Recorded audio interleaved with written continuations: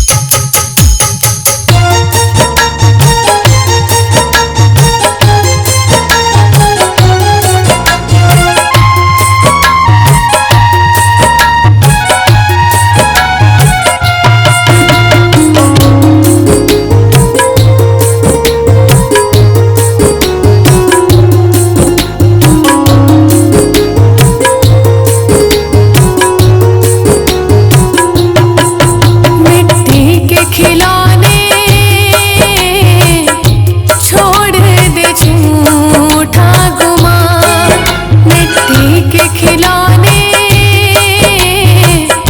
छोड़ दे झूठा गुमान। बन गए तेरी ना काया माया ना ये जहान। मिट्टी के खिलौने छोड़ दे झूठा गुमान। मिट्टी के खिलौने छोड़ दे झूठा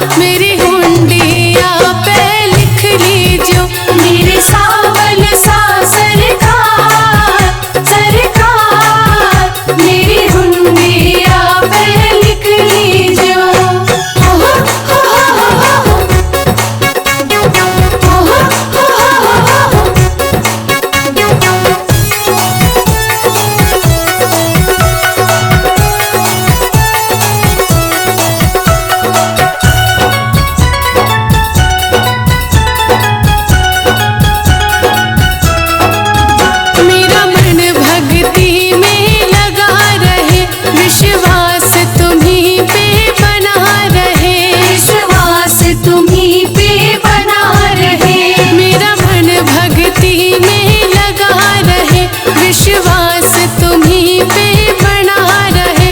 आनंद की हो बरसात बरसात, मेरी हुंडिया पे लिख लीजो मेरे सावल सा सरकार सरकार, मेरी हुंडिया पे लिख लीजो।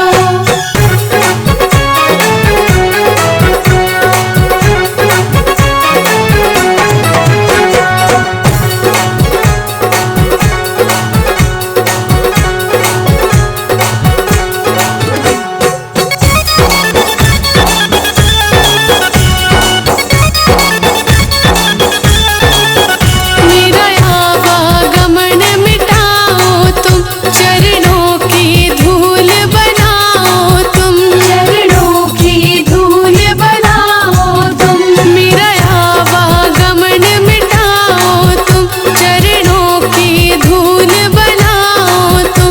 मेरा कर दो बेड़ा पार मेरी हुंडिया पे लिख लीजो मेरे सावल सा सरकार सरकार, मेरी हुंडिया पे लिख लीजो।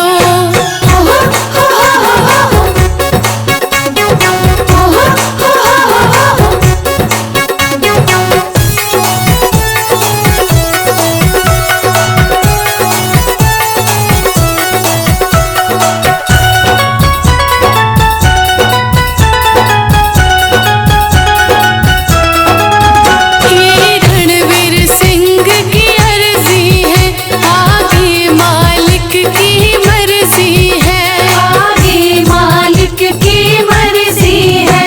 ये रणवीर सिंह की अर्जी है, आगे मालिक की मर्जी है। मैं डूब रही मझधार मझधार, मेरी हुंडिया पे लिख लीजो मेरे सावल सा सरकार सरकार, मेरी हुंडिया पे लिख लीजो मेरे सावल सा सरकार सरकार, मेरी हुंडिया पे लिख लीजो। हो हो हो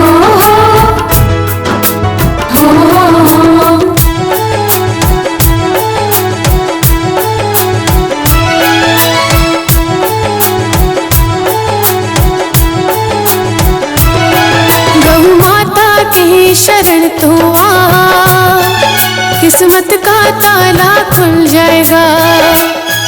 गौ माता की शरण तो आ, किस्मत का ताला खुल जाएगा। वो माँ है तो बेटा उसका, वो माँ है तो बेटा उसका, उसके सहारे तर जाएगा। गौ माता की शरण तो आ, किस्मत का ताला खुल जाएगा।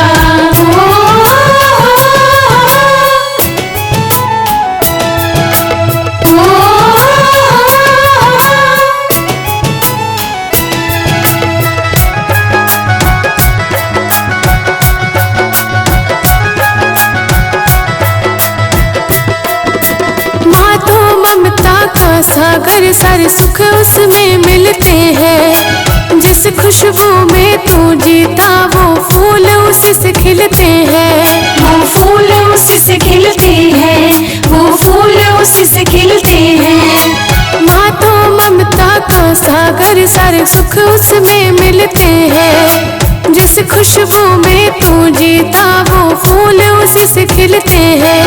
इस माँ की शीतल छाया में, इस माँ की शीतल छाया में, जो खोया है वो पा जाएगा। गौ माता की शरण तो आ, किस्मत का ताला खुल जाएगा। हो हो हो हो हो हो।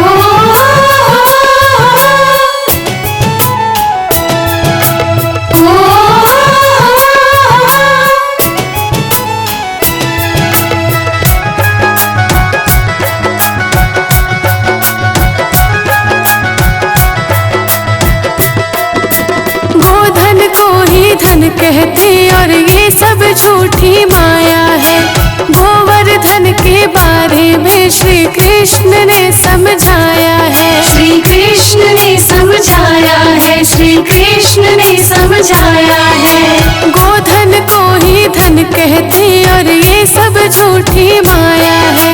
गोवर्धन के बारे में श्री कृष्ण ने समझाया है। इनकी पूजा करने से तू, इनकी पूजा करने से तू भव से पार उतर जाएगा। गौ माता की शरण तो आ, किस्मत का ताला खुल जाएगा।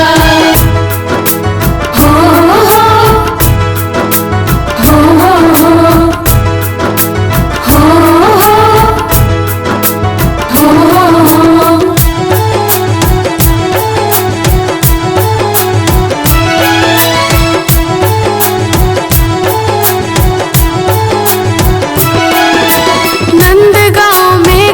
चराई दूध और माखन खाते थे। भगवान मेरे इसकी रज में अपना समय बिताते थे। अपना समय बिताते थे, अपना समय बिताते थे। नंद गांव में गऊ चराई दूध और माखन खाते थे। भगवान मेरे इसकी रज में अपना समय बिताते थे। ऐ मूर्ख कब समझेगा तू, ऐ मूर्ख कब समझेगा तू, मौका हाथ न आएगा। गौ माता की शरण तो आ, किस्मत का ताला खुल जाएगा।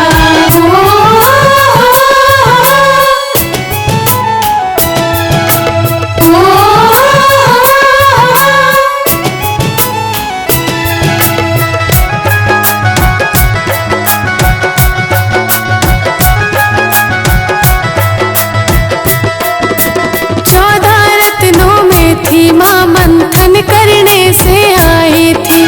कह रणवीर ऋषि मुनियों ने माँ की महिमा गाई थी। माँ की महिमा गाई थी, माँ की महिमा गाई थी।